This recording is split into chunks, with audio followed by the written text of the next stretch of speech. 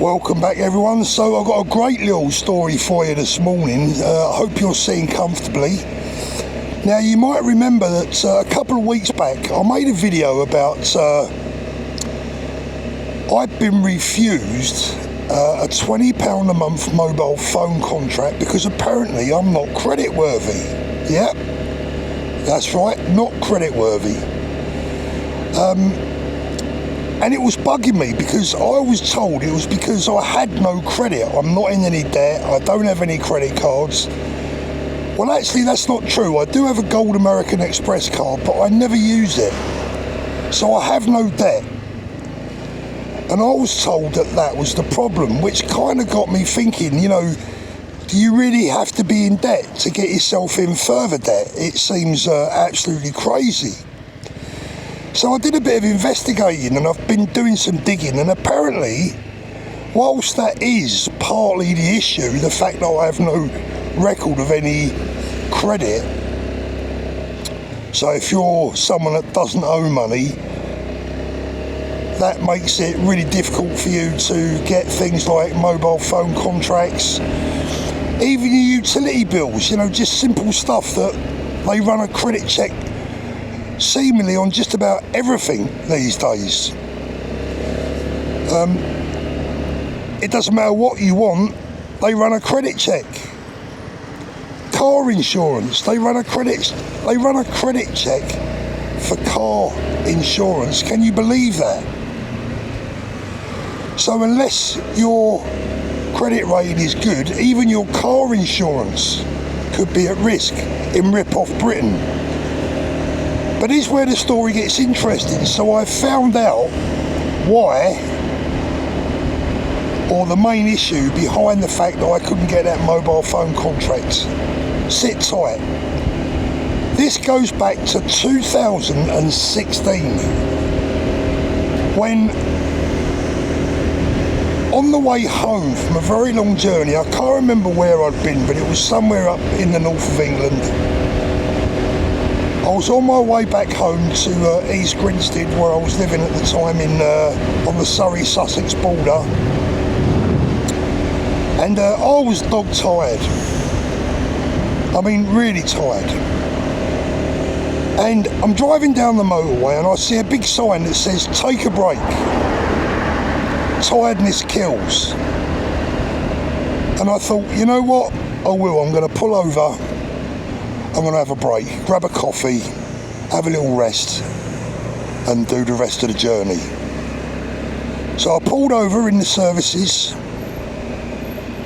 went and got a coffee and something to eat, got back in the car, still feeling absolutely shattered. I put the recliner back on the seat and nodded off for about, I don't know, half an hour, 45 minutes, whatever it was, I don't know. So about a week later, I got a fine through the post from some dodgy cowboy parking company who wanted to fine me. I can't even remember how much it was, 60 quid or something. You know, the usual bullshit threats. It's £150 or £60 if you pay quickly. And I didn't pay it. I told them to shove it where the sun don't shine, right? Apparently I'd stayed there too long. I was 4 or 5 minutes over the allowed time that you can take a break. By the way, don't forget, you're invited to take a break. Tiredness kills.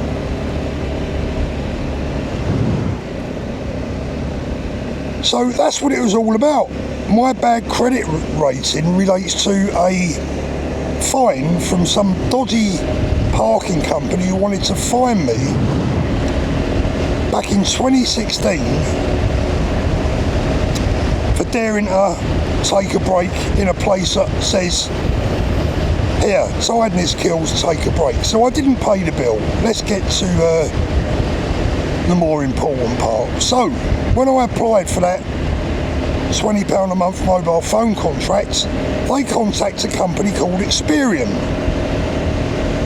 who informed Vodafone, my mobile phone service provider, where I have 4 or 5 other contracts with them already that have been running for absolutely years without ever missing a single payment. By the way, my latest bill this month was £267, which has been paid on the spot, as per usual. According to this company Experian, I'm not creditworthy. I'm not to be trusted. Now, to me, that's blackmail. That is cheating, that is blackmail. It's scandalous, because there are families up and down the country that will rely on credit to live. Thankfully, I'm not in that position to need it. But who the bloody hell are Experian to tell my phone company that I can or can't afford a mobile phone bill, or that I'm credit worthy enough? Who are these people? Now, I did a little bit of digging about Experian. They've had some rather hefty fines themselves for not playing cricket. But this is where it gets really interesting. Since I left the UK, well, there was 1 or 2 bills to catch up on. Utility bills, gas, electric, internet. All bills that I've paid on the spot for donkey's years, never ever owed a penny. And after I was refused that mobile phone contract, I said, you know what? They can shove their bills where the sun don't shine. Because if I'm not credit worthy, what's the point in paying? So yesterday I had a call from my internet service provider, and they said to me, oh, Mr. Thorpe, are you going to pay your outstanding bill? And I said, no, I'm not. And they went, why is that? I said, well, because it's a long story, but I'm not paying. I now live in Spain, so sorry, you're not getting paid. And she said, you do realise that if you don't pay, it's going to affect your credit rating. I said, do you deal with Experian? They said, yeah, we use them as a credit referencing agency. I said, well, that's exactly the reason that you won't be getting paid from me. Because Experian have told my mobile phone company that I'm not credit worthy, because I refuse to pay a cowboy car parking company, and because I don't have loads of debt. So if I can't get a credit rating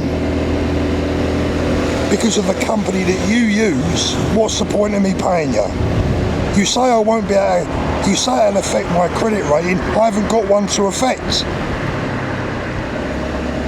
What a massive con, every which way. Con.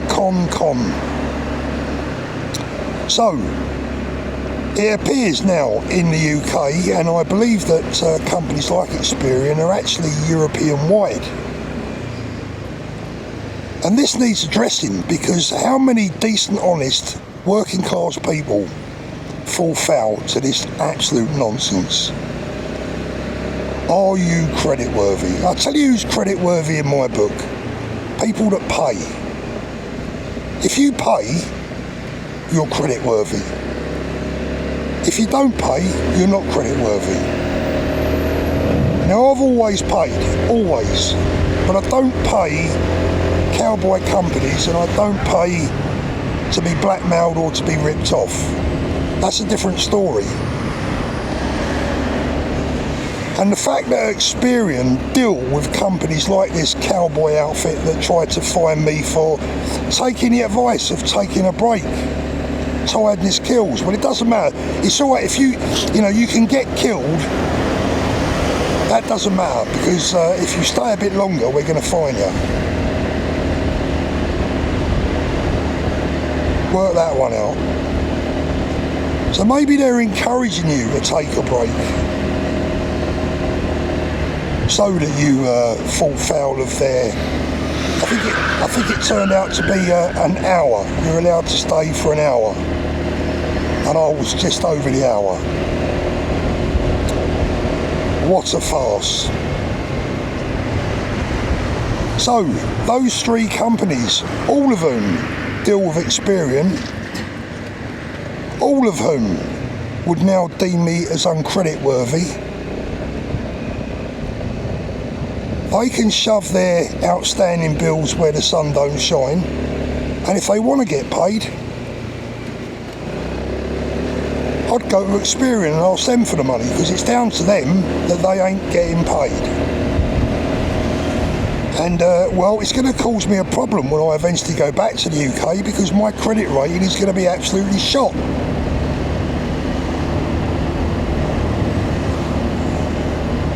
One big blackmail job, isn't it, really? You pay, and it doesn't matter who asks you for the money. If you don't pay, whether you're right or wrong, you're going to get blacklisted. Nice. Anyway, right, so as you might have spied, I'm out and about on a new motorcycle. I've got the Hypermotard Ducati 950 back at home, which I've been enjoying, but I've got to be honest, for the Spanish roads, it's not as ideal as I thought it would be. You know, I'm nipping here, nipping there, out and about, cruising around on these lovely roads, nice and comfy. And I wanted something that was a little bit more relaxed, a little bit more comfy to sit on, a little bit more user-friendly, a little bit less hooligan, because the Ducati is a bit of a hooligan bike, if I'm honest. It's always encouraging you to go faster. And the police out here are on it like a rocket. They do not mess about. If you're thinking of coming to Spain to take liberties in any way, I'd have a double check on that one. So I just wanted something nice and relaxed to cruise around on, and I bought this. It is the Honda ADV 350. I'll give you a little look at it before the end of the video, see what you think. And that really now is it for my transport collection out here in sunny Spain. 7,050 euros the on the road price here. The good news is cars and bikes hold their money, their value really well out here in Spain. If you buy something brand new and it's a desirable type of vehicle, you don't lose a lot of money. Oh, there's something else before I go, and I will show you the bike before I go. I just had my first utility bill where I am now. So the property that I'm staying at is all electric, everything's electric, the whole property. And we use quite a lot of electric. Obviously we've got the aircon going 24/7, and you know, all the usual bits and pieces, cooking, everything's electric. So we've been in this property now for 2 months, just over 2 months. 168 quid. Sorry, 168 euros. Which is, I don't know, what, 140 quid, 145 quid. Less than half the price of what it was costing me back in the UK.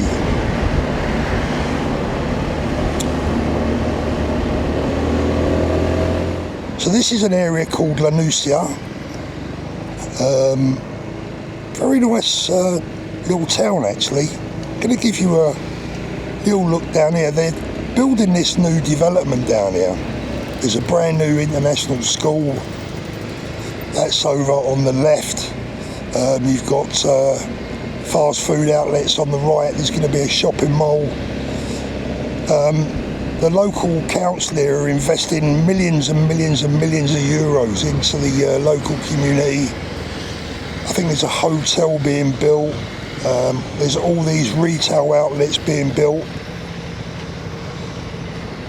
But if you look over to the left, I don't know if you can see it, but there are not one, but two AstroTurf football pitches. I hope you can just see that in the distance. The kids are out there now playing. No wonder they're bloody good at football. Where do you find facilities like this back in the UK?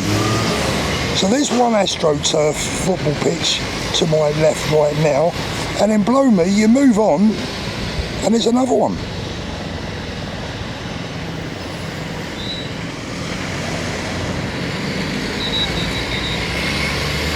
Now it is Monday morning, look at this, Monday morning.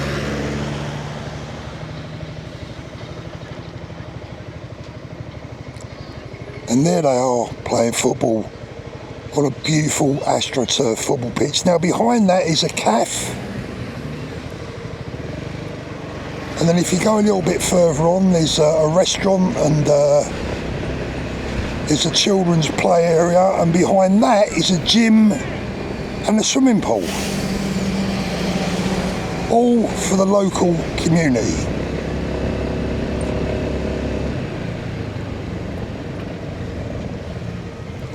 Wellness centre. Look at that lovely children's playing area.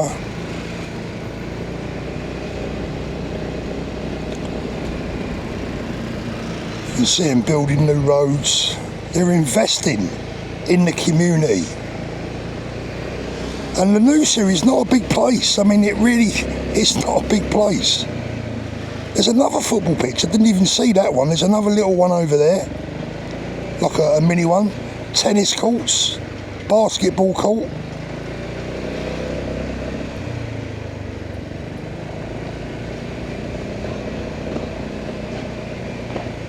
There's another, what's that there? Is that another basketball court there? Or no, it's like a, I don't know, like a squash court or something. There's more tennis courts over the back.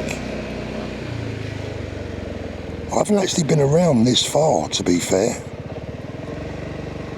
Then you've got more little bars, cafes. So I don't know how much of this you're going to pick up on the camera. But this is what you call a community. And they've got, look at this massive Spanish flag. I mean, it might not look that big on the camera, but it's massive.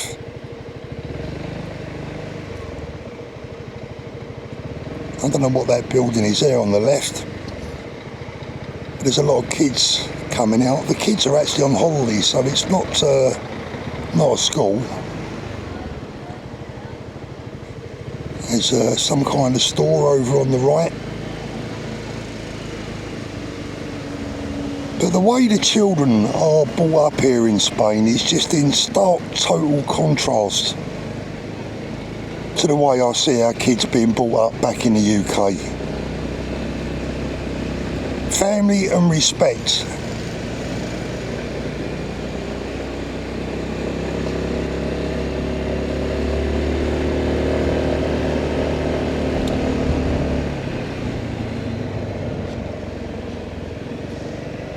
I'm trying to think of a town that would be a comparable size to La Lucia back home that you would all know.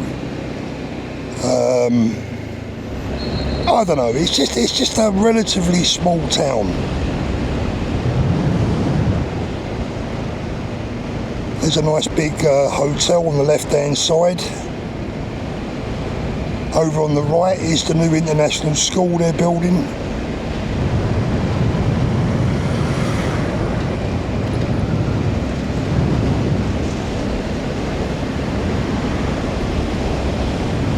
And whilst the kids are on holiday here, they have an extra long summer break here. They don't go back until September, and they've already been broken up a couple of weeks. The summer camps that they put on are just incredible. The kids can take part in pretty much whatever they fancy. My granddaughter's going to be doing a few activities, but mostly we're putting her into Spanish classes. She makes me laugh. She's only 8, right? You're like this is funny. So every day she comes home from school and that, you know, we say, oh, what have you learned today? Have you learned any more Spanish today? And she says, no, not really. What did you do today? Did you learn much? No. And now when we're out and about, this is really funny, it cracks me up. When we're out and about, all of a sudden she starts waffling on in Spanish. You know, not great big massively long sentences, but certain words, and you'll ask her a question and she'll answer you in Spanish and laugh. So she's learning a lot faster than she lets on.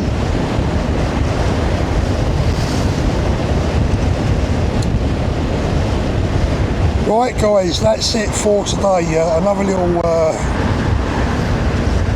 video for you and a rant, and you know, credit agencies, credit referencing agencies. Who would work for a credit referencing agency? Some people will do anything for money. Have a good one guys, stay safe, stay well, and I'll see you soon. So there you go, that is the 350 ADV Honda, which they say is you know, a bit of a sort of an adventure bike in that sort of genre, but I'd kind of, you know, I beg to differ on that. You wouldn't really want to take this off-road, but you know, you could certainly do a bit of touring on it. I mean, it's for the engine size, it's really quite pokey. I mean, 350cc. I'm not sure of all the technical stats, but you know, you're up to motorway speeds and above really, really quickly, really easily. Super duper comfortable, and of course you've got room for 2 full-face crash helmets underneath the seat, which is absolutely brilliant. You've got the windshield, which you're not really going to use out here, to be fair. I'll put this bag on the front there. It's just handy to sling your keys in and that quickly whilst you're just nipping around. Great shocks on the back there.